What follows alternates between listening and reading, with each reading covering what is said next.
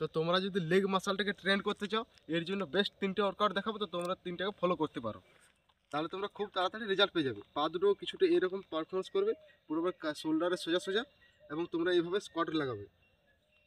তো তোমরা দেখবে যাতে এই আঁঠু দুটো যেমন না পায়ের বাইরে বেরিয়ে যায়, এটা তোমরা চেষ্টা করবে।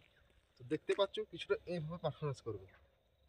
এটা তোমরা 10টা করে 3 সেট করে নেবে। তো সেকেন্ড ওয়ার্কআউট করবে তোমরা স্কোয়াটস, পা দুটোকে একটু বেশি দূর নিয়ে যাবে এবং এরকম কিছুটা করে এরকম পারফরমেন্স করবে।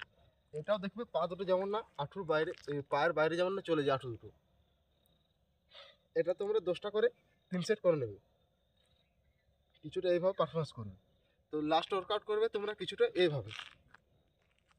এর জন্য তোমরা হাতে কিছু ভারী জিনিসও নিয়ে যেতে পারো। এটাও করে নেবে 10টা করে 3 সেট, কিছুটা এইভাবে পারফরমেন্স করবে এবং তাড়াতাড়ি তোমরা খুব তাড়াতাড়ি রেজাল্ট পেয়ে যাবে।